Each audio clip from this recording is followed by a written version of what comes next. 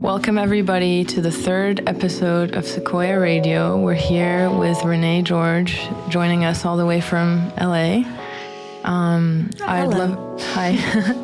love to introduce you, and then we can go in and talk about, what we did yesterday and all that stuff. Sure, of course. Awesome. So Renée is an in-house content producer at Mad Decent, a record label founded by Grammy-winning DJ and record producer Diplo, which I'm sure many of you know.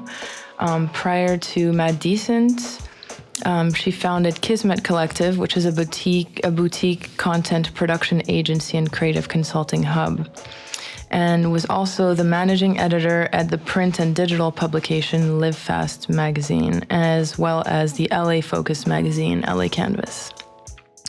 And before that, which you've mentioned is where it all started and we can also explore, is you were the part of the marketing team over at Smashbox Studios. Yeah. Cool.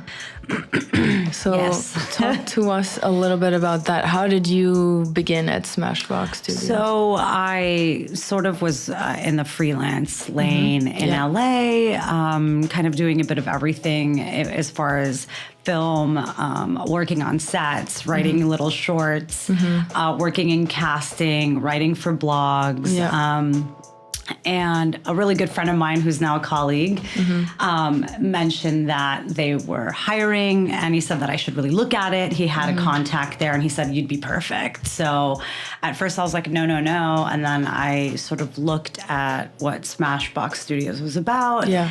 And, I ran their blog, so I was able to have writing involved, production, film, fashion, photography, and, I was on the stages every day. So I ended up being in a space where all of the things I loved were just my day-to-day. Yeah. And I got to really be the voice of the brand. I ran all the social media. Yeah. I, interviewed tons and tons of photographers and creatives that were shooting on the stages. That's awesome. So that's kind of where the whole love affair not really began, but flourished. Right. Yeah. And I'm sure by being there, you were surrounded by constant creativity and you were connecting with many people. And Yeah. I mean, running into Thomas and Guy of Daft Punk, literally spilling my coffee on myself while they're shooting the cover of Time magazine on one of the stages, and getting to peek in was very so it was moments like that. That was a peak moment of just oh my gosh, this is amazing. Yeah. I was very grateful for that experience. It really shaped, and we would support the emerging photographer, which was very kind of important for me as a writer, as someone that was a creative producer, as someone that was bringing ideas to the table. I really, really, loved and got lit up by putting someone emerging on the platforms that I was sort of running and I could run, and discovery was part of that. And I was in a space where we would do photo shows for photo assistants, and we would do photographic competitions, and That's awesome. We added a film sector to it, and it was just a very exciting time. Yeah. And I think I would say it's also pretty foreshadowing of then now what you're doing over at Mad Decent. You're still trying to discover new artists and bring new sounds and build. And then on exactly. And that's sort of what the label, is founded on, is these genre blurring, genre bending sounds. And, on my little island as, sort of the producer for anything from music videos to anything lifestyle, coming up with ideas for programming. How can we get our artists on camera or in front of a camera or in front of people or connecting with people, and sort of drumming up those ideas. I get to discover new cinematographers, new photographers, stylists, makeup artists, as I did yesterday. I mean, I truly 100% just on the shoot that you and I worked on yesterday, feel like I made friends and colleagues that I'm going to work with again. Totally. So let's actually talk a little bit about our shoot yesterday. It was excellent. So we co-produced a music video for Walshy Fire, who is half of Major Lazer. Yes. The other half being Diplo. Yeah. So it was Diplo. It was like 1/3. So it was like Diplo, Gillionaire, and Walshy Fire. Now it's just both Diplo and Walshy Fire. Very, very creative sort of like music has come from Major Lazer. Walshy's a force to be reckoned with. He's and not only super nice, but he's super creative in all that he does. So it's really exciting. So yesterday we were shooting his video for the new single, Call Me, featuring Mr. Easy, who's a Nigerian artist, and Cranium, who is Jamaican. So goes back to the whole, theme of like genre bending.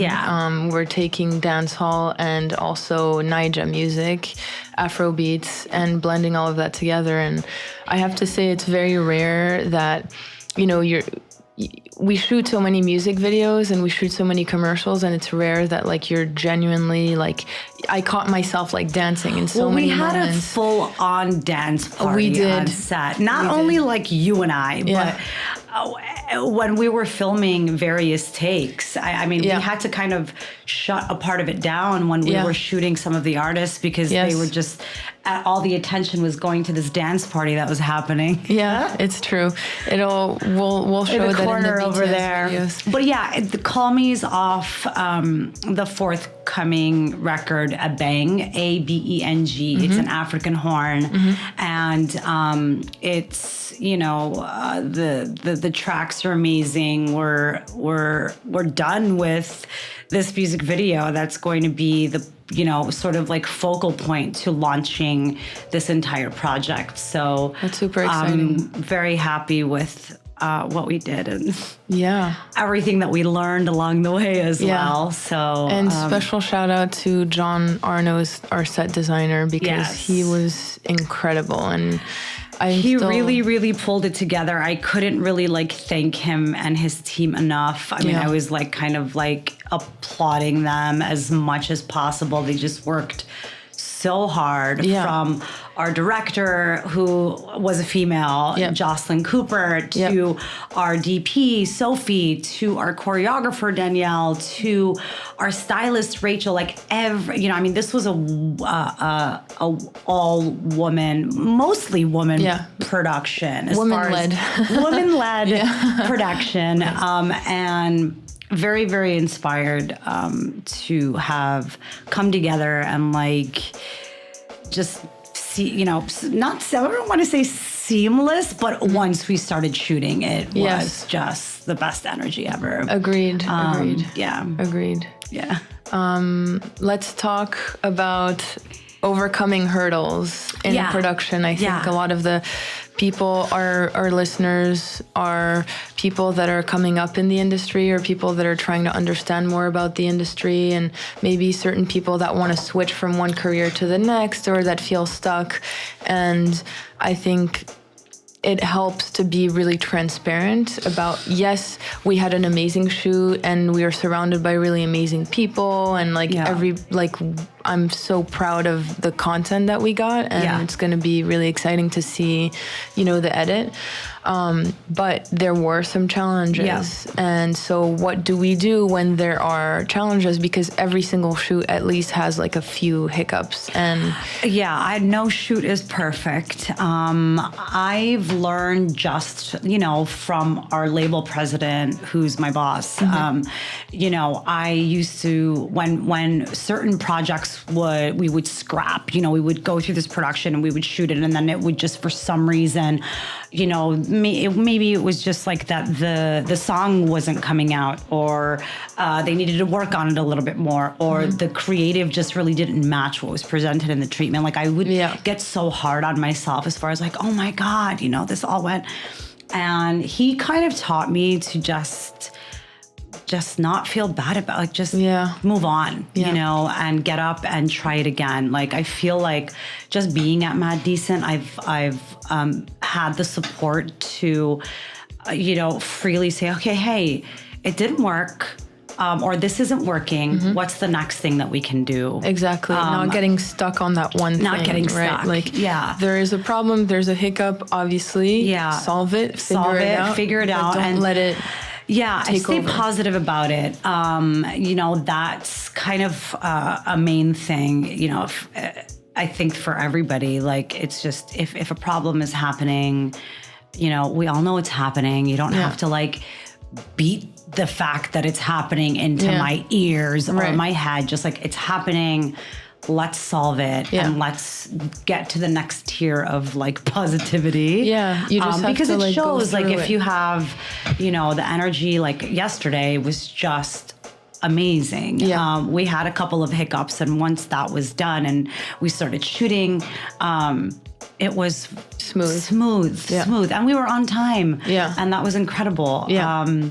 So I would just say, started get late. up and try again. I mean, Yeah. that's kind of, anybody can tell you that, but it really is the way to go. Yeah, don't let one thing stop the whole show. Yeah, because and if especially in this industry, like, you can get, like, it's business, and it's also very personal because it's art, you know, and you can, like, get really down. Like, I've been really down about, like, projects, like, oh, I failed, you know, and it's really, really not, because it's really just your perception of things. You only fail, I would say, if you stop trying, and if you're like, you give up and you let that overwhelm you, or you're feeding a lot of anxiety and stress into the thing instead of being like, okay, here's a hurdle, here's the issue, let me unemotionally move through forward. it, you know? Yeah. And then it's like, you look at, like, you know, you're like, oh, wait a second. Okay, that was just a small mark on, like, the bigger picture, you know? Yeah.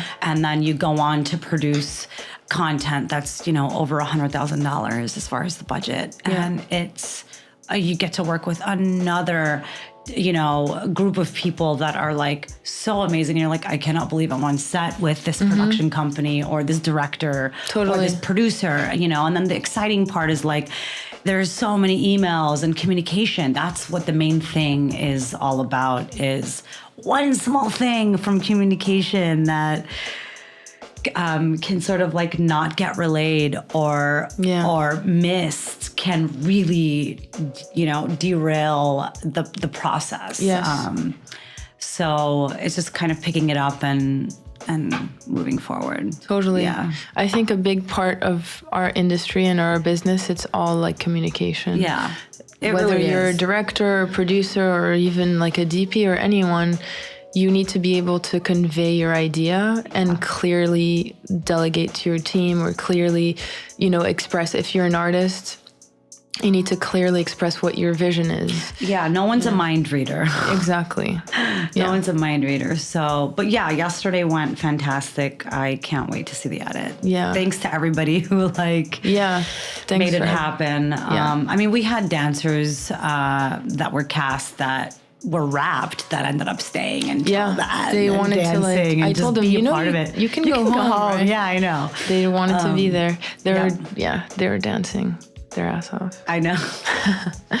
Cool. Amazing. So what really made you get into media? I know we just talked about, you know, all the amazing fun vibes and everything on set, but, like, what made you, you know, decide this is what I'm drawn to, this is, like, my calling?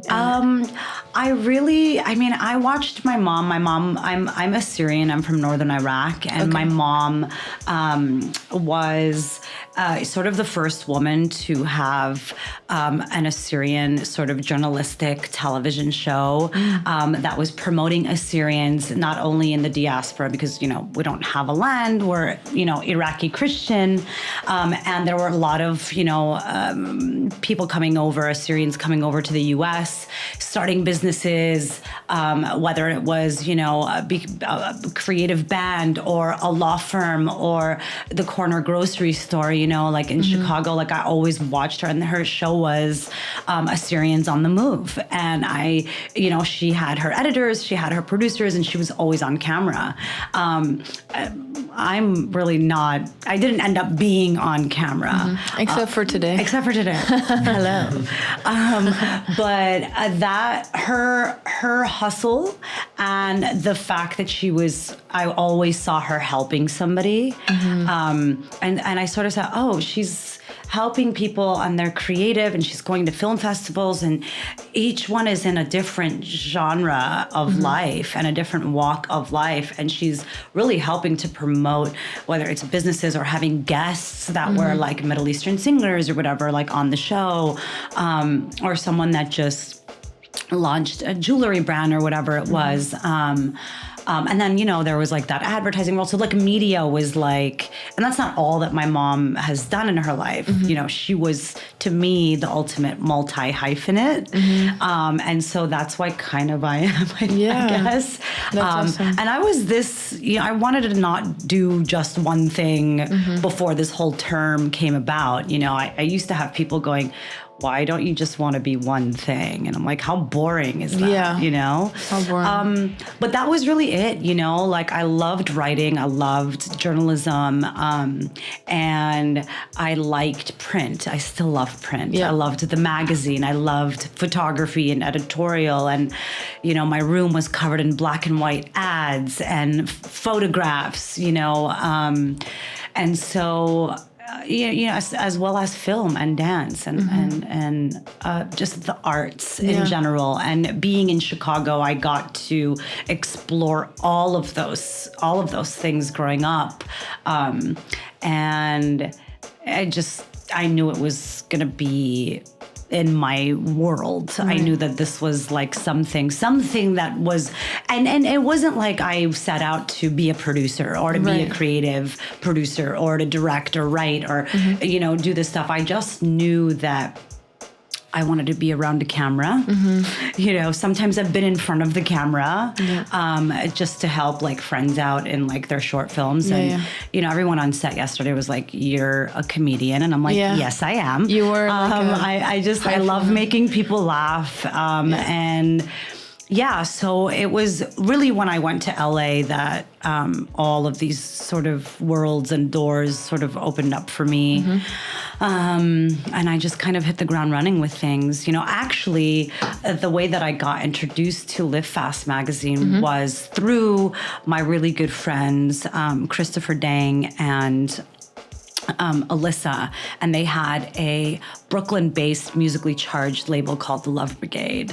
And they were huge in Brooklyn. They had a really great clothing brand, and they knew the main editor-in-chief of Live Fast, who was just starting it, and she said, I need somebody in LA who's this, that, and the other. Like, oh my God, she's there. And it's Renée. And that's kind of when we really started to get creative. And we just kind of started from scratch and went from there. And That's it was beautiful. just like freedom, you know, like we could do it and we did it. And it became successful and people started looking at it. And if you look at that, what Vivienne Lapointe has done with Live Fast, it's incredible. I mean, she's turned it into an agency and a thought catalog. And so yeah, she's really expanded on the content, which is amazing. That's amazing. Yeah. And isn't it crazy that one experience without you knowing leads you to the next and the next and the next? Absolutely, yeah. So one advice that I would give to people listening also is just don't be afraid of just going for something and then figuring it out along the way, because one experience, you'll meet one person that'll connect you to the next person that'll expose you to the next thing. And, something I've been using in my vocabulary lately has been like, will you please explain this to me so I can learn? You know, like just saying that word and saying that sentence allows our colleagues or the people that we want to collaborate with, who are ultimately our best teachers, actually teach and have that moment with them where they show you something. And I feel like that's a huge connection. I feel like that has sort of had people's, someone's uptight about something and I say that to them, automatically they're like not on the defensive and they just sort of calm themselves and they say, and it just opens the floodgates to not only learning, but to just say, okay, I might also teach this person something based off of what they're telling me, and now they might want to learn something from me. Yeah. I think that's like something that I like learned and started using in my vocabulary like this year. And it's proving day after day to be a really good practice. Can you repeat it one more time for the audience? Yeah. So I just, if I come across, somebody who's bigger and better than me, just bigger than me or just different than me, or just specialty and has a specialty focus. And I want to learn from them, or it's just specific sort of thing that I want to get by. I get from them. I just say, hey, will you explain this to me so that I can learn? Like, can you just like teach me for a second, like what this process is like? And I would say 10 times out of 10, people's shoulders drop and they just sort of open up. That's huge. It's huge. And then like you can learn. You're learning something. There's no offensive and defensive. Yeah, that's because beautiful. Let's call it like, to be real, we're in the film and music industry. There's so many egos and so many walls, and I feel like that's something that I've sort of learned this year that I'm starting to practice. That is breaking down those walls. Yeah, because then you can get. And then that person finds you interesting too, because there's like a new dynamic. Yeah, there's no like facade. Or you're pretend. It's just like we're human here. Just drop it. And I think that's leadership. Actually, being able to be humble and vulnerable because you're confident in your abilities, and it's not because you're asking like, hey, can you teach me this? That like you're bad at everything else. It's like, I know I have some strength. I know you have some strength. Let's figure this out. And in the way that it like sort of started for me was I literally like asked someone something that like I didn't know and I didn't understand. Like it was a real thing, and I just went about it in that way. And I was like, that's kind of amazing what just happened right now. And then I can apply it, I can apply it to my next adventure. Yeah. That's super exciting. Yeah. Thank you so much for that. Yeah. I mean, I didn't know I was going to talk about that, but here we are. Yeah. That's how these it goes. That's how these go. Thank you so much for your time. Really. Yeah. I know you have to catch a flight. I do have to catch a flight. But I would love to have you back. Of course. And I think we're going to do like, more stuff together, hopefully. Like this was an amazing sort of like experience to... we've hired your film company before, but this was great because we were just like in it together. And I actually had the chance to fly out, and it's an important project. So I think this I was just like want to thank you as well. Thank you for helping us bring everything and everyone together. So it's such a pleasure. Ask people for help. That's my advice to. Yeah, don't be everybody. afraid to ask people Just for help. ask people for help. And, like the whole... I was telling you this last night at like 2 a.m. Like, sorry, just before I go. But like, I love having partners. Like, I want to be around people. I want people to like... be there with me on a project. Like how it's not fun being by yourself, like it, and especially, to me at least, like it's not fun. I've done it like when I started my whole little like creative agency Kismet, like it just was like, okay, I love this. I'll reconvene one day. I have all of these amazing ideas that I shared with you last night.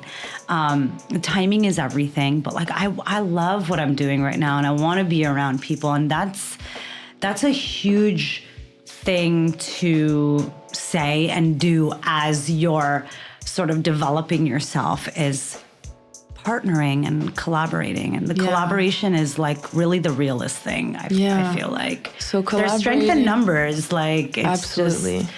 you need people. You need especially if you're in this industry, you need people to help you. You need people. Especially if you're doing things on a large scale. I mean, Absolutely. like our shoot yesterday, it was great because we had so many different moving parts that were smoothly collaborating. Yeah. But, you know, I couldn't have done the set design the way it was done. I couldn't have styled the way it was styled. Exactly. You know, so everybody has their own role to play, and it's huge to collaborate and ask for help. So those are two huge keys. Yeah. And, you know, I started also like in my day-to-day, like I'm around amazing people that I love working with and I'm also learning from. And it's just exciting, you know, to be there and say, okay, this is going to go out. We're working on something that's going to go out to the world and into people's ears and in front of people visually, audio, visual experiences, you know. It's beautiful.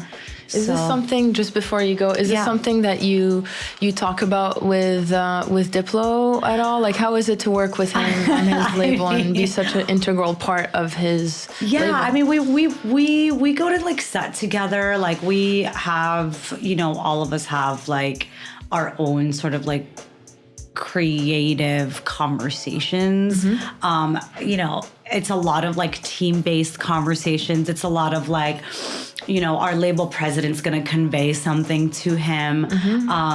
There's a lot of ideas that happen and a lot of connection that happens when we're at a show with him or on set with him. And it's also like his team is amazing. You know, his management, people that like are his creative directors, like it's just speaking with those people, like we make things happen. And sort of like, you know, we had a meeting, you know, before the year was up about 2019. And, you know, he came and he just like, there were like we're growing. So there was like new people on the team and he's really special, you know. He wants to know like who's doing what, you know, what role does this person have as opposed to this person. And it's really cool. It's really cool. It's like very family. That's cool to know that he's so involved. Yeah. I mean, it's his baby, you know. Yeah. So awesome. Yeah. Okay. I'm going to go to the airport now. That is the end of episode number 3. Thank you so much, Renée, for coming 3 here. times a charm. Hell yeah. Cool. Definitely. All right. Thank you again. We're out. Thank you. Thank you, everyone. See you next week. Bye. Woo!